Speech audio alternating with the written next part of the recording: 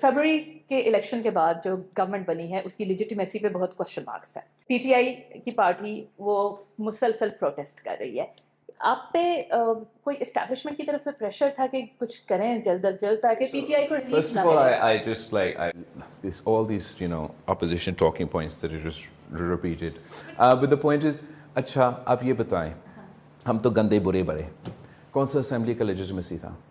کہ اس اسمبلی کا لیجیٹیمیسی نہیں تھا تو مطلب کیا جب 2008 میں ہم آئے تھے ہم نے نہیں کہا کہ دھاندلی ہوا, ہمارا 2/2 اکثریت ہم سے چھینا نہیں گیا, پھر بھی آئین سازی کی نا.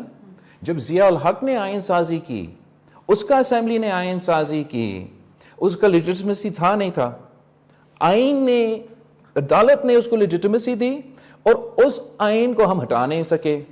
پی ٹی آئی کہہ رہے فارم 47, ہم کہتے تھے سلیکٹڈ. ایٹ لیسٹ یہ تو آپ مانیں گے کہ میں نہ فارم 47 والا ہوں نہ سلیکٹڈ والا ہوں.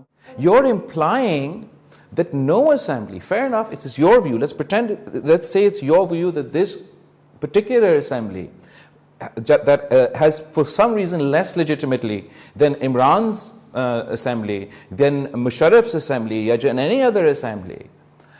Understand the connotations of what you're saying. But this is something very legitimate that is coming from your critics and from your opponents. Okay. So we cannot, it's their question. Sure, it's their question. I've responded as much as I can to that question. Peoples Party پر یہ الزام لگ رہا ہے کہ فوج کی ایما پر آپ یہ کر رہے ہیں, آپ کیسے ڈیفینڈ کرتے ہیں اس الزام کو؟ جھوٹا ہے ایسے میں ڈیفینڈ کرتا ہوں. ایک تو obviously میرا موقف یہ ہے کہ یہ جھوٹا ہے, سچ پہ مبنی ہے نہیں ہے, مگر ساتھ ساتھ لیٹس لیو, اب یہ ایک سیکنڈ کے لیے آپ سمجھیں کہ ایکچوئل یہی ہے کہ میں یہ کسی کے کہنے پہ کر رہا ہوں.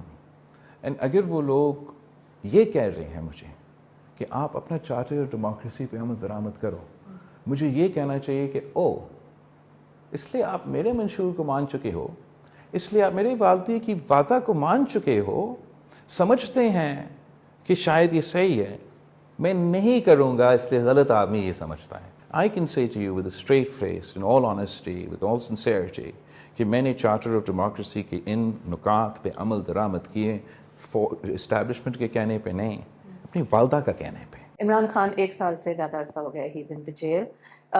ان کا یہ کہنا ہے کہ فوج کے کہنے پر ان کو پولیٹیکلی وکٹمائز کیا جا رہا ہے.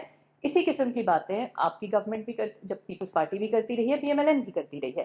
تو بلاول اس سائیکل کو روکنے کے لیے آپ کیا کر رہے ہیں؟ کیونکہ آپ کے کرٹکس یہ بھی کہتے ہیں کہ آپ اس سچویشن سے فائدہ بھی اٹھا رہے ہیں.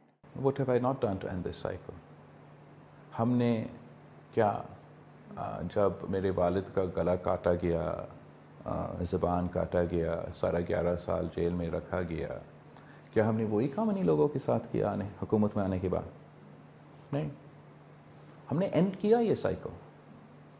ہم نے, پیپلز پارٹی نے, کسی اور نے نہیں. پاکستان کی تاریخ میں یہ سائیکل اینڈ ہوا 2008 سے 2013. Who broke the cycle? Imran Khan نیازی مکمکہ کہتا تھا جیل تو سزا ہوتا ہے, چھٹی کے لیے نہیں, میں ان سب کو کروں گا. تو وہ آج بھگت رہا ہے جو اس نے خود کیا. اب اگر سائیکل اینڈ ہونا ہے, he has to end the cycle and he is in no mood to end the cycle.